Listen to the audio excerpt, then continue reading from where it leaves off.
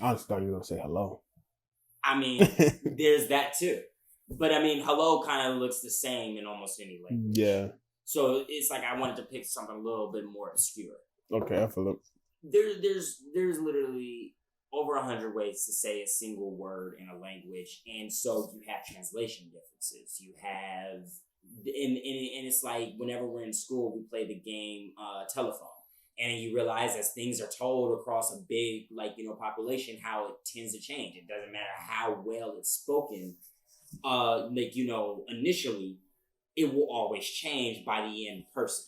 Right. And it's like keeping these key things, these smaller lessons that we learn in life, and applying them to your writing is super important, and it's what evolves mediocre writing to phenomenal writing. Mm-hmm. People like to watch things that they can relate to, and if you're pulling from your actual experience and your own research, then there's only things that they can relate to. Mm-hmm. So it's like one of the other things that I feel elegantly gloss over is the whole gods and man. And they even gloss over it a little bit more so in Guardians of the Galaxy, which we'll get on in later episodes. But with Thor, he is literally a god. He refers to himself as a god, and nobody questions it, because he summons lightning. Mm-hmm. So it's like, why question it? But then it's like, what does that do? Only that he can. People. A lot of people don't know this because the movies don't really showcase it. But he can actually control the weather. I guess they kind of showcase it in Thor 1 when he's getting closer to the hammer. We see it in Endgame. And in Avengers, true. That is true, yeah. We see it in Endgame when he gets mad. Yeah. We realize that when he gets when he's calling Stormbreaker and Mjolnir. Mm-hmm. He causes he brings the storm. Mm-hmm. and I really hope we get Storm bringing the storm to Asgard. Man. If we can get, side note, sorry guys, if we can get just a panel of Storm holding her own hammer, which is called the Stormbringer. A panel? A scene. I'm sorry, not a panel, a scene. It would be amazing. It would be phenomenal. Just like that heroin shot in Endgame. Oh, yeah, the A4 shot. Yeah. Bad ass. I cheered. That was a badass shot. I love when Wasp comes out of nowhere and she just resizes, just looks around. She's like, "Let's get it." The only thing I will agree with, we'll have to say when it comes to Endgame, is I'm gonna have to agree with that certain YouTuber's video that I showed you on the small one little edit that he would do to make the film a little bit better. Mm-hmm. And have Captain Marvel, shout out. Yeah. Because, it's like, just like a little quick tip off topic, if you're ever trying to enhance your writing, you always have to learn new skill sets. You always have to learn new perspectives and research. And one of those research does include watching a shitload of YouTube videos. And the unfortunate other half of that is reading articles. Mm-hmm. And it all depends on how you want to stay in for your story, how you want to stay in the realm of possibility or outside the realm of possibility. It's just when you establish your rules, you just have to make sure you keep them. And if you're breaking them, you have to make sure you're making rules as you're breaking them into why that you can justifiably break these rules. Right. Hence Thor and his magic. His space magic. Yeah, one of the things that this film boldly does, that I don't think many people actually realize, because it was such a subplot of the prior two MCU films, which was bringing S.H.I.E.L.D. in, and being such a focal point to the plot of this film. Yeah. Even if they are just merely quarantining Thor's hammer, and that is the only role that they played, is quarantining stuff, it's significant in the larger quarantining and taking things. That is quarantining. Learn something new every day. Confiscating also. I guess that's the proper term, confiscating. Yeah. Quarantining is essentially what they did to Thor's hammer. Yeah. Box around it. Yeah. Keep it contained. Out. Yeah. They couldn't keep it does huge benefits for world building. One of the big things that they were able to do is use S.H.I.E.L.D. to flesh out the world through the subplot.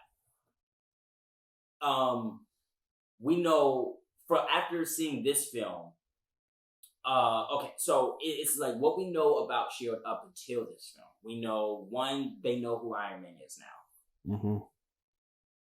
They created the Incredible Hulk, but that is not public knowledge. They keep that under wraps, as well as the location of Bruce Banner, who is currently off the maps, and none of his colleagues know he is alive. All they know is that he was approached by S.H.I.E.L.D., and we're told this in Thor by Eric Selma,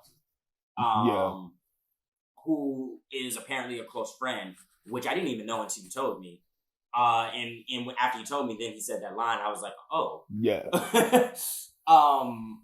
He's a close friend of Bruce Banner in the MCU, and he refers to him in that scene while he's trying to warn Jane to back off S.H.I.E.L.D. Yeah, while S.H.I.E.L.D. is confiscating everything, he goes, he had a friend that specialized in gamma or something like that. In gamma radiation. And S.H.I.E.L.D. approached him, and he S.H.I.E.L.D. never recruited him, and he never heard of him. He never heard from him again. And we know as the audience that is Banner. That's Banner, yeah. But, and this is the elegance also, they didn't have to name drop. They didn't have to show nothing. They didn't have to do anything excessive. It was so slight that most people didn't even realize it. And it's like, you can build the world without smacking your audience in the face with it. Yeah.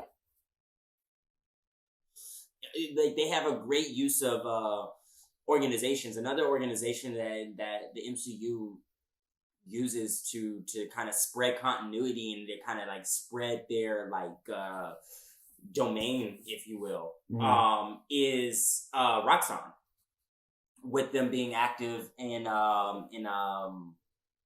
Cloak and Dagger and being mentioned in I believe Daredevil.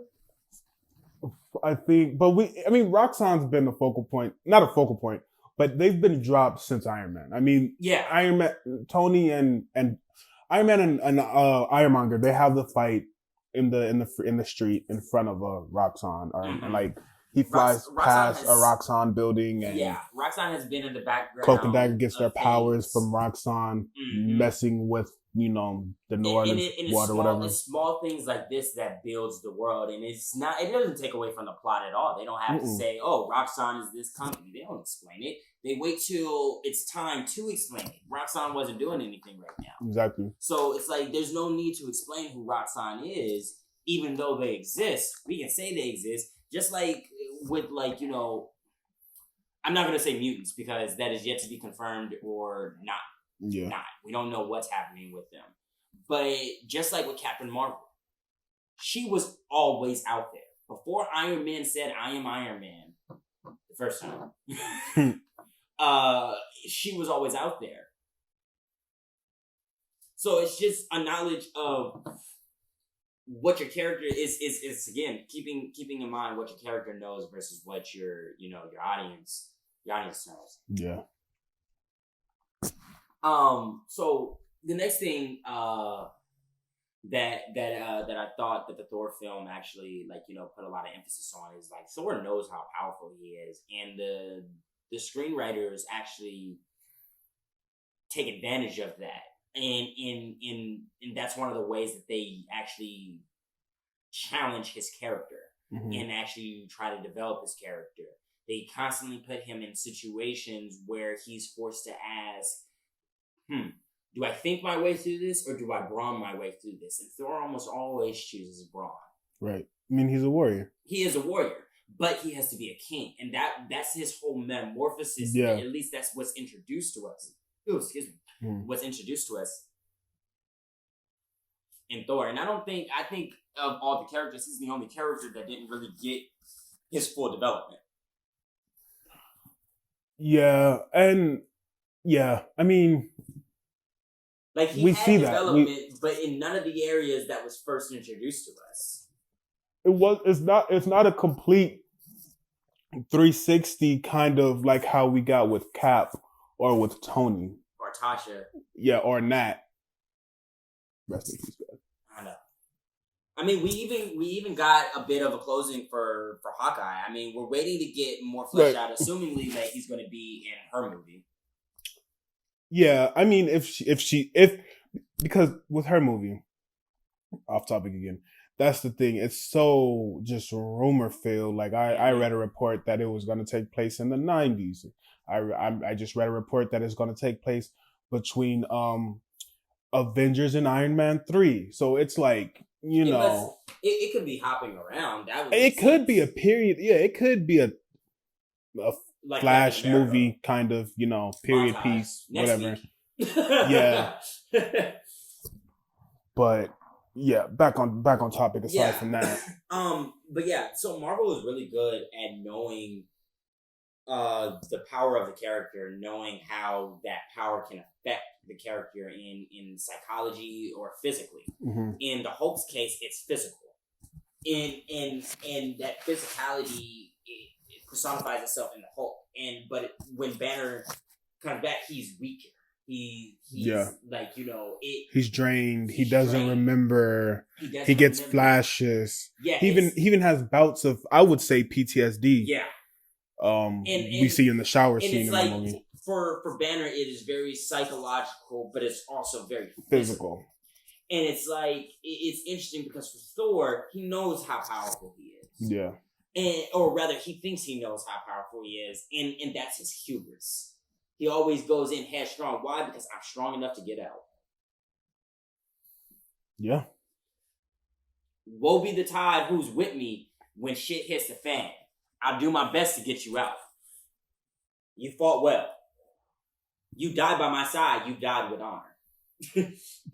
I mean, the fact that they died in battle was just honorable to him. Yeah, and I think that's you don't even have to be by his side. Odin really strives to kind of that warrior sacrifice. A king cannot have a warrior sacrifice when it comes to the people. Mm-hmm. And I think that's why that's the difference between what Thor did versus what Odin would have done. Odin would have sent all his people away with the warriors and would have stayed on the ship by himself. He wouldn't have had anyone with him. Yeah. If he failed, he failed, but his people were safe. And that's a crucial difference. Thor split his people up. In fact, split his power up also when it was already when he was already in tatters. Even though, and it's like one of the other things that I felt wasn't resolved with Thor is that Thor doesn't resolve anything emotionally. He just blows it off. Whenever his mother dies, I will beat the person. I've gotten my vengeance. Mm-hmm. When his brother died, we mourned, but I went to war. Yeah. So it's like, I wanted to actually rewatch Dark World. I'll do it eventually. But I wanted to rewatch Dark World again because I wasn't sure what specifically caused the 9 realms to go out into war. Was it Thor's declaration of war on Jotunheim?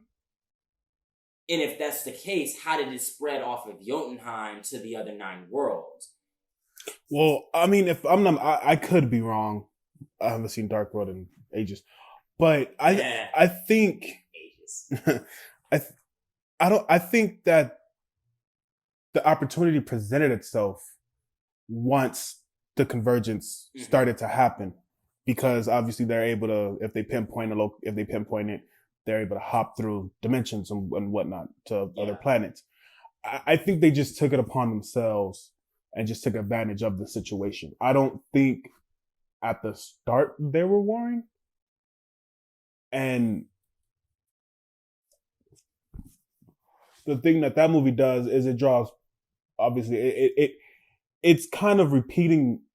I don't want to say repeating itself, but that's how it is. Like the war with the Dark Elves originally starts during the last convergence, and having the ether. The act of the convergence is what causes the war. I don't know. Like I said, I think it's just them seizing the opportunity. Yeah, and, I mean, most of them can't the, travel between dimensions. We gotta remember that. You know what I mean? yeah.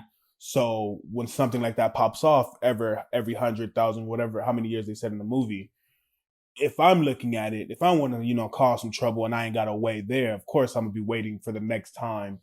It's easier, or when the next time the door is open for me, or whatever the case may be. Yeah. And this is one of the things that I feel that the second film really struggled with. It spent a bulk of its time trying to explain a really complex idea. And that's what the Reality Stone was. You couldn't really call it the Reality Stone yet.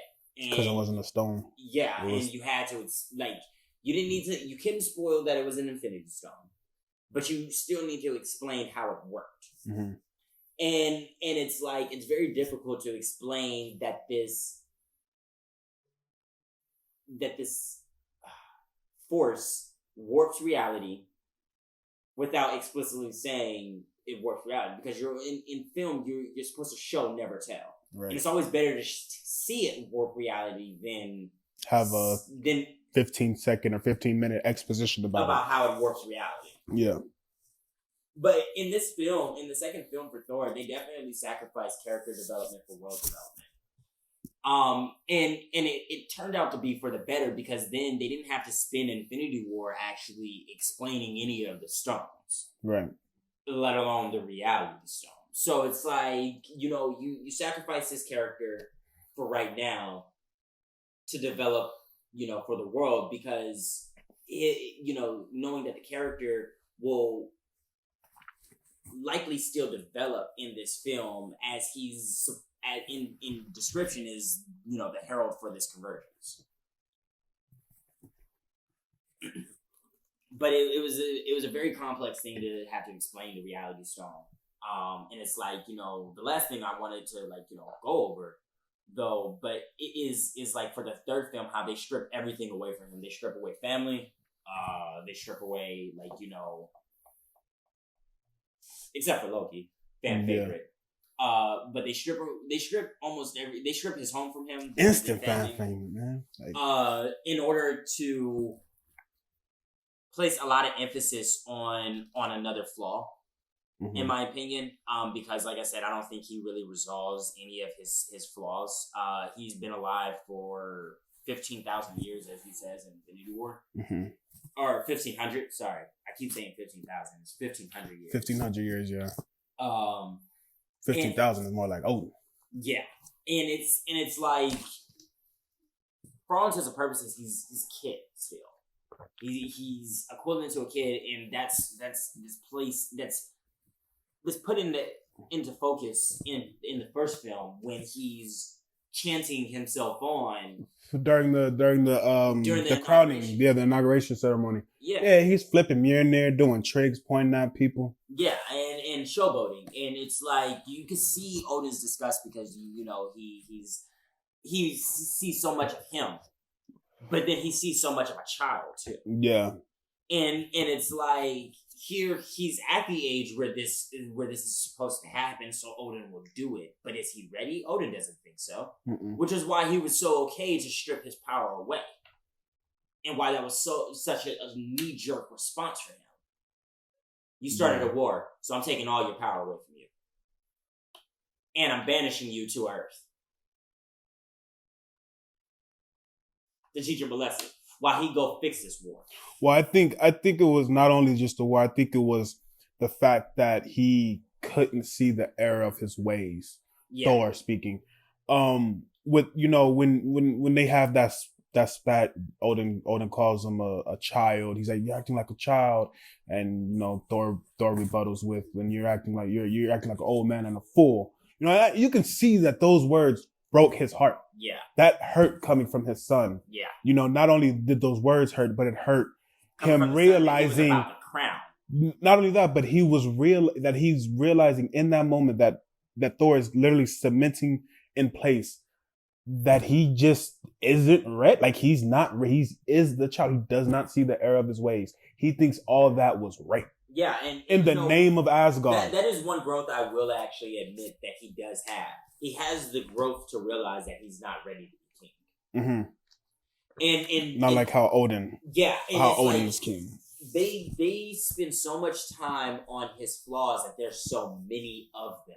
Mm-hmm. So it's like we have a long road with Thor being a 1,500-year-old god who, quite frankly, is stubborn as hell. I mean, we know that his character development isn't over as we see him go off with the Guardians. Yeah. And, you know, and we still see that he still kind of have this childish persona with the whole him and Star-Lord touching them all. You know who's in charge of the ship. You know what I mean? That whole thing and then stuff like that. So, but yeah, I mean, Thor is still one of my favorite characters. Definitely. And Hemsworth does a hell of a job portraying him. I for sure can't wait to see more of him. Yeah. I mean, if the rumors are true, if he is going to be in Guardians 3 and there is making a Thor 4, then I'm vastly excited. Yeah. So. Well, we're going to have to, this video went on, or this podcast went on a little bit longer than expected. Longer. Yeah. It's the longest episode we have. As of yet. Yeah. Don't worry, guys. It'll definitely get longer. But till next time, next episode, we will be talking Cap. Oh, Star Spangled Man with a plan, I see. Jesus, I hate that song so much. All right, man. It was good talking to you. All right, man. All right, later.